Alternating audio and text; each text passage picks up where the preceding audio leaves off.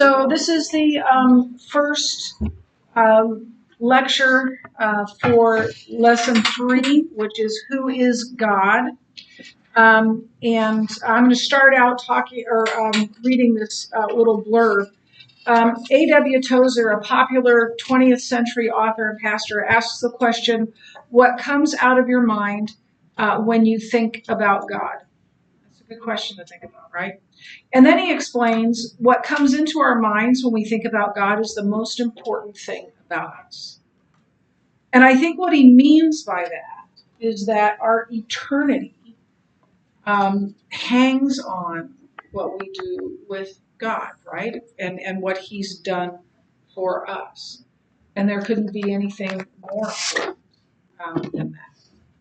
So it is impossible for finite human beings to even begin to comprehend an infinite God, and neither his character.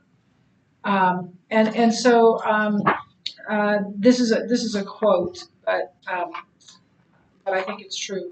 The way a man perceives God is the way he will live his life. Do you agree? Yeah. What do you think that means? Doesn't care about God, he's not going to care about what. Yeah, there's a saying, an old saying that's eat, drink, and be merry, for tomorrow we die. Right? If there's no God, then why care about much of anything? Yeah. I mean, the whole existence of God shapes the Christian worldview, like how we act, how we treat others, our reverence for Him. It's what does that, and our love for Him. So without that, you don't have the drive necessarily that Christians do.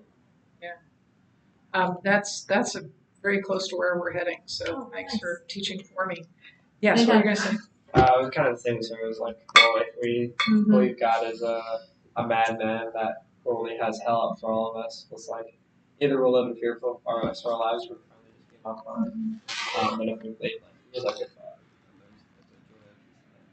then you start living according to the Bible. And then obviously like look at him, forget God and think that he doesn't care what we do, whatever. Yeah, we'll never do it perfectly, right?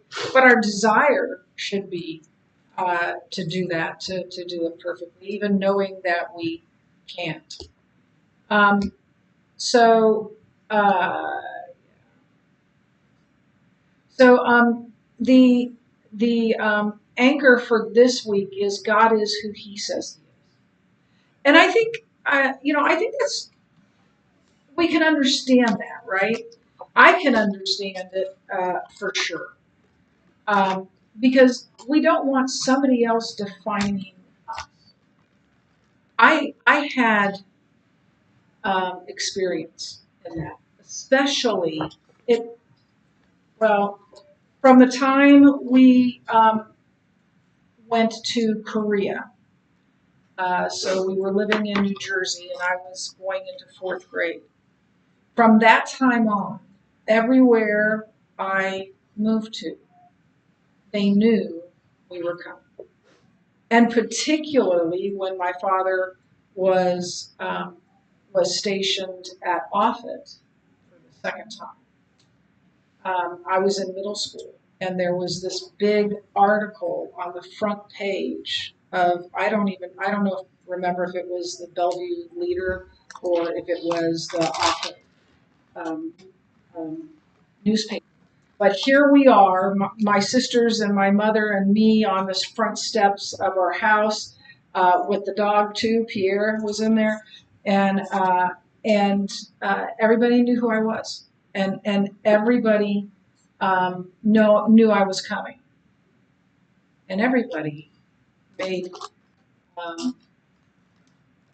up their mind about who I was and what I was like. And then the same thing happened when we moved to Brussels.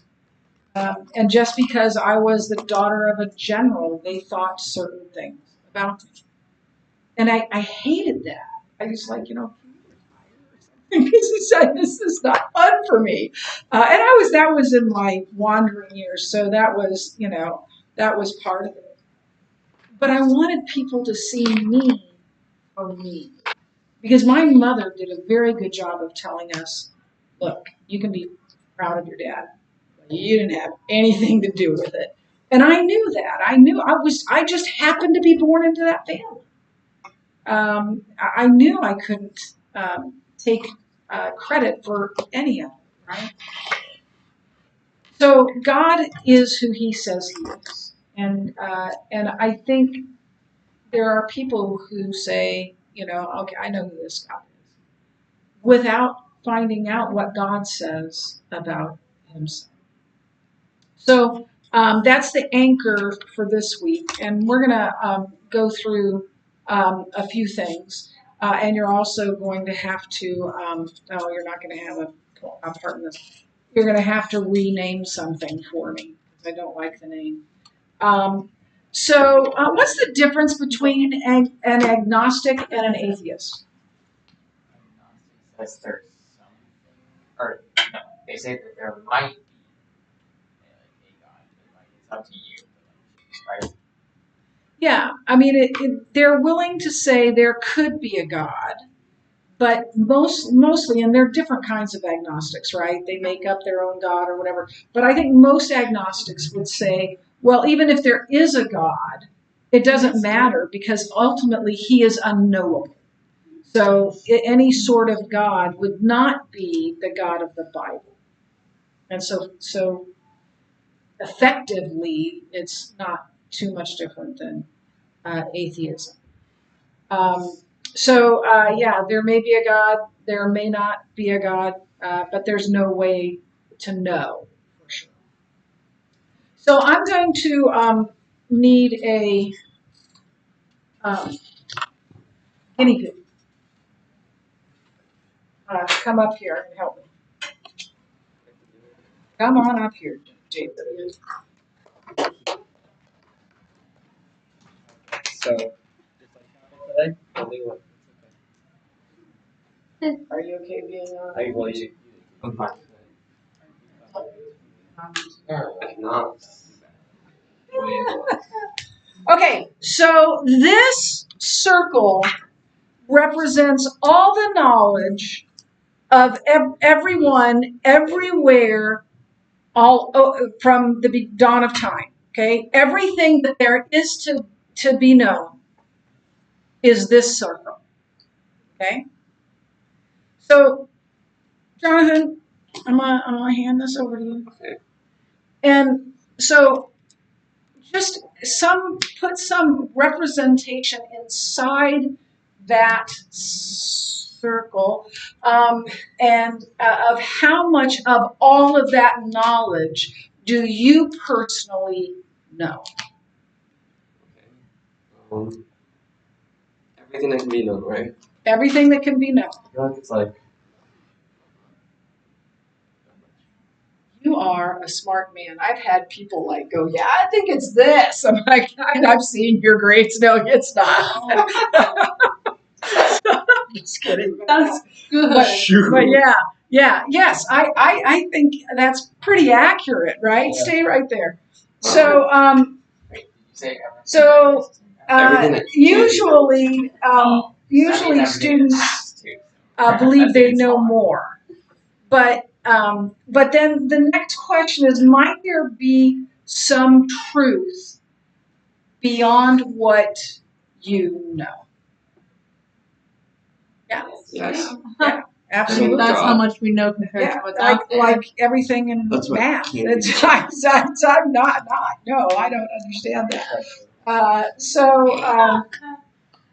So yeah, that might be outside of your experience, and there is, right. There's a lot that's outside our experience, our understanding. What I'm wanting you to understand, and you can use this with someone who is an atheist or is floundering in their faith or whatever, because there are things that we cannot know, right, fully. And so could there possibly be a God who loves you and sent his son? Because we can't we can't know it in the way we know a math formula or a scientific experiment, right? We can't see it, we can't hear it, we can't, but can we talk about something beyond the field of your experience? It might get the person to begin questioning, and it might lead to some discourse between you and the other person. So thank you very much. You did a good job. I don't think I even have to because I'm not even see it next time. Yes, you gotta go. Yeah. This will be on YouTube at some point whenever I get home tonight. Might be late. Can someone ever change their worldview? Yeah. Yeah. Definitely. Certainly mine did when I came to Christ, right? And I'm sure if those of you who didn't trust Christ at 5, that was true for them as well. Okay, so here's where you get to, and I'm going to let the other class take turns at this too. So I'm going to put some questions. I guess I can.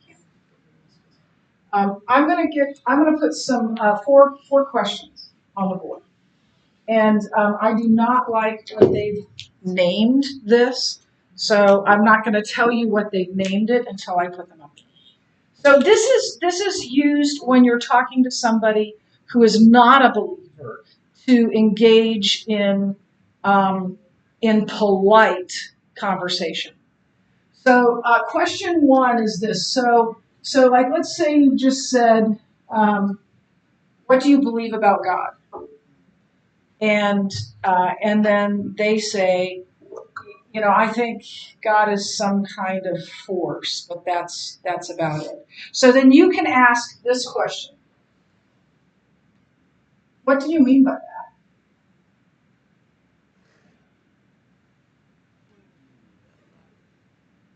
So you can say, tell me about that force. What do you mean by force? Tell me about that force. And let them tell you that, tell what they believe about that. And then the second one would be after they've told you, right? How do you know that's true?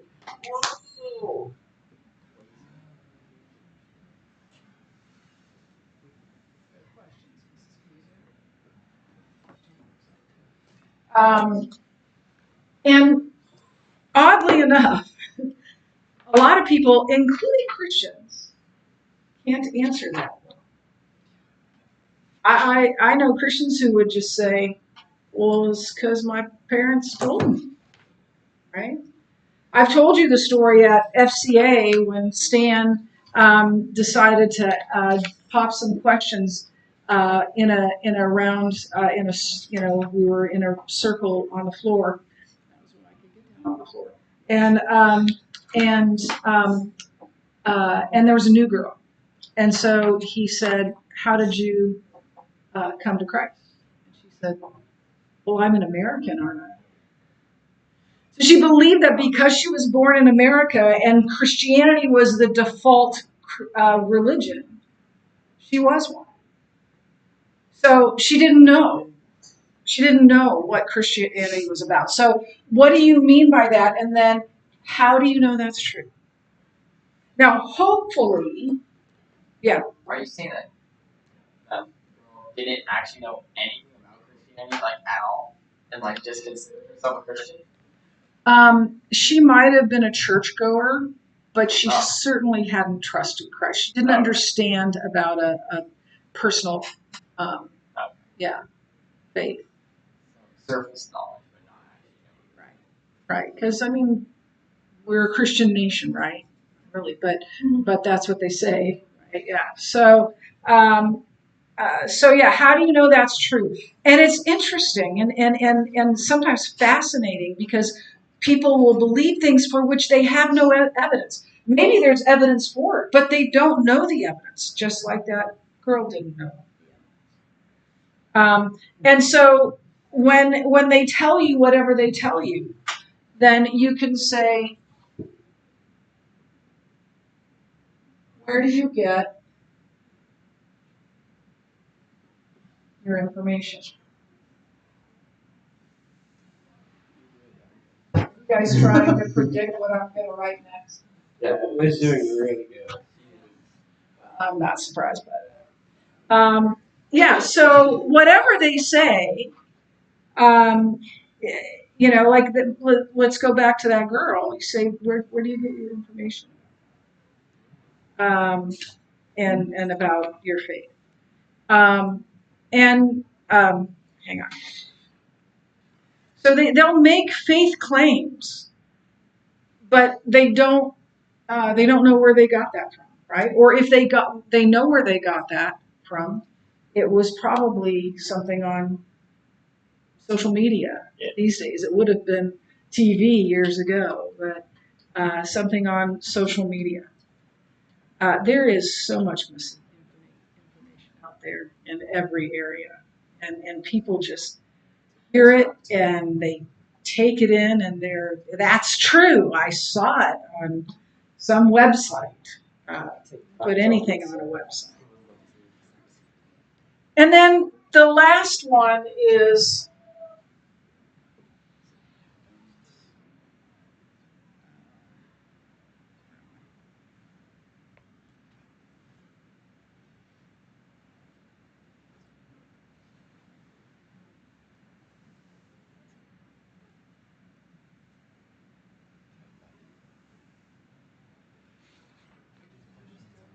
it's up here. What happens if you're wrong? I feel like that's what's.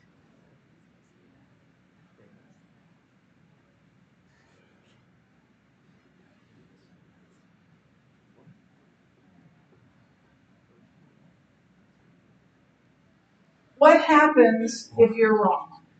Now, again, I want to assert that something I've told you many times.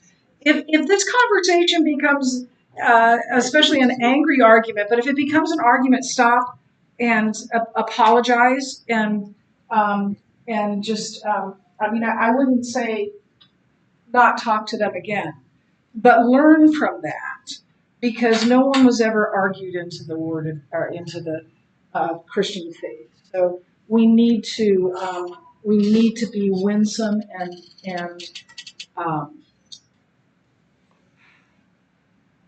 winsome and respectful in these conversations. So so our goal here is it's not our goal at this point is not to give them, you know, the gospel. It's to get them thinking, right? And continuing the conversation. That last question is pretty haunting, I think. It reminds me of a song of one of my favorite Christian singers that probably 32, 40 people also know. His name's Bob Bennett, and I love Bob Bennett. And he writes just amazing songs. And one of those songs was "Whistling in the Dark," and the chorus of it was, "You're whistling in the dark, but the night will swallow your song. You can." You're whistling in the dark, but the night will swallow your song. You can something if you want to, but you're betting your life that he's.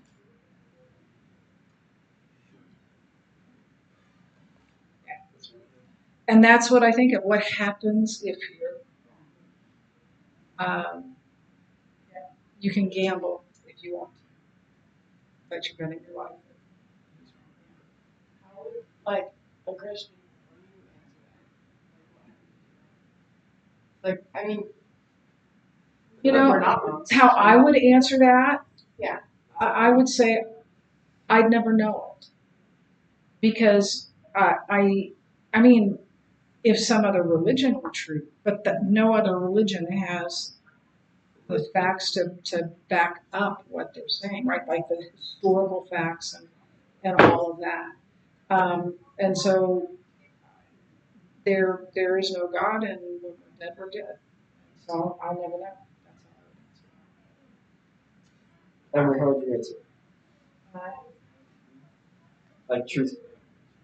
well, if I'm wrong. Madness. Well, I would say like the way that I'm living now with Christ, like it's a much more fulfilling life, and I'd rather live this way.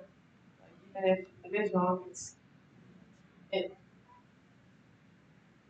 like it gives me a purpose on it. Rather than Yeah, I can. I'm gonna say like Atheism. So I'm going to play a quick video for you.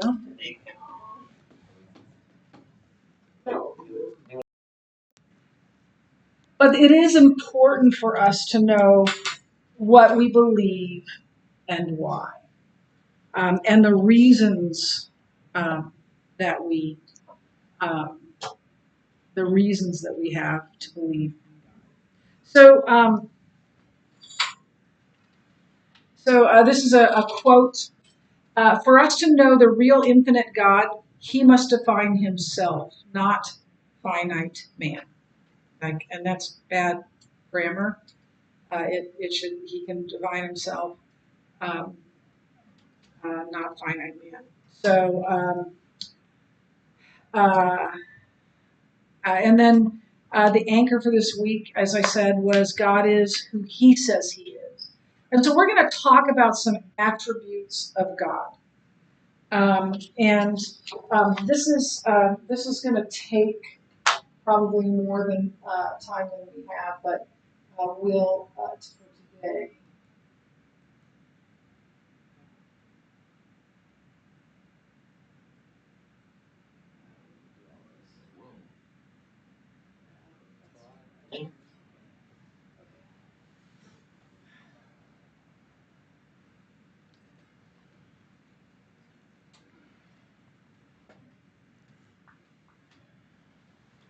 So God is who he says he is. And we're going to talk about, as I said, attributes of God. And as I go through this, I'm going to use you in this. And if we get far enough, you'll probably have, but I'm going to give you a, one of those, at least for now, attributes of God. And then you're going to hang on to it. And you're going to say it out loud, okay? So I'm going to start with you, okay, Jonathan. So God is the one true God. So say the one true God. the one true God. Okay, the one true God. Just remember that. And then I'm going to talk about it, and then I'm going to come back to you, and you're going to say the one true God. Okay? So the God of the Bible is the only true God. He is set apart from all other gods, lowercase g. Because of this, he is also jealous in the best sense, right? Because he wants to protect his own honor, and he wants the children he created to know who he is. And he doesn't want, just like the most difficult time of my entire life as a mother was when Josh walked away from us for several years. And it broke me in half. It was awful. But because he was my son. And I wanted him to know Jesus. And I knew exactly what would happen if he was. I remember having a conversation with him. It was a long conversation. And it was the first glimmer of hope I had. But he was telling me, I want to be a Navy SEAL. And I started to cry. And he said to me, Mom, why are you crying? And I said, Son, you're wanting to have one of the most dangerous jobs in the world. And you're telling me that you don't believe in God. And he said, oh, Mom, I'm not as far away as you think I am. That was the first glimmer of hope I had. And he is a cop, right? and it's who he always was. And it's who God made him to be. But that was so hard. And God wants his children to follow him because he knows that's the path of blessing. He wants them to have an abundant life in him. And we see this over and over in Scripture. In Isaiah 45, it says, I am the Lord and there is no other. Apart from me, there is no God. Deuteronomy 4 says, acknowledge and take to heart this day that the Lord is God in heaven, above and in the earth below. There is no other. Exodus 34, do not worship any other God, lowercase g, for the Lord whose name is jealous he is a jealous God. So the significance for us about this is that there's no other God. True God. We have lowercase gods, right, in our life, but they're not gods, really. And nobody can compare to him. Because all of those other so-called gods were made up by man. They don't really exist. And so we are to serve and worship him alone. So God is The one true God. the one true God. Okay, independent. Okay, you've got independent. So that means he is self-existent. He is self-sufficient. He doesn't need anyone or anything. And so Exodus 3:14 says, God said to Moses, I am who I am. This is what you are to say to the Israelites. I am has sent me to you. And then in Psalm 90 it says, before the mountains were born, or you were brought forth to the earth and the world, from everlasting to everlasting, you are God. And then in Acts 17, it says, the God who made the world and everything in it is Lord of heaven and earth, and does not live in temples built by hands. And he is not served by human hands, as he needed nothing, because he himself calls men to life and breath and everything else. So God is. No. And The you one are. true God. And God is. And the next one is immutable, which means unchangeable. When we do characteristics of God at camp, and for I it's immutable, and so we do immutable because he does not change. And he says that, right? He says, I, the Lord, I do not change in Malachi. And then in Hebrews 13, we hear Jesus Christ is the same yesterday, today, and forever. And in James 1, it says, every good and perfect gift comes from above, coming down from the Father of heavenly lights, who does not change like shifting shadows. The significance for us with this is if God was changing, how could we trust him? But God is unchanging in his being, in his character, in his purposes. So we can be sure that God will always remain the same. He won't pull the rug out on us. And we can trust him because of that. So God is. God. God is. God is. What? Immutable. Okay. I think we can do one more. Omnipresent. He's everywhere, right? So God is all present, everywhere, all time. I mean, he lives outside of space and time, so he is not limited in any way. God exists everywhere at all times and cannot be contained by any space. In Jeremiah 23, it says, am I only a God nearby, declares the Lord, and not a God far away? Can anyone hide in secret places so that I cannot see him, declares the Lord? Do I not fill heaven and earth, declares the Lord? And then in the Psalm 139, it says, where can I go from your spirit? where can I flee from your presence? If I go up to the heavens, you are there. If I make my bed in the depths, you are there. If I rise on the wings of the dawn, if I settle in the far side of the sea, even there your hand will guide me and your hand will hold me fast. So the significance, obviously, for us is that we can't be separated from him. He is omnipresent. He will never leave us. He will never forsake us. He is where we are all the time. So God is, and God is, and God is, and God is Omnipresent. very good. We'll pick up here tomorrow. Oh. You'll have to remind me. Might be helpful if you sat in the same place tomorrow too. Everyone else is good. Thank you. Thank you. Thank you.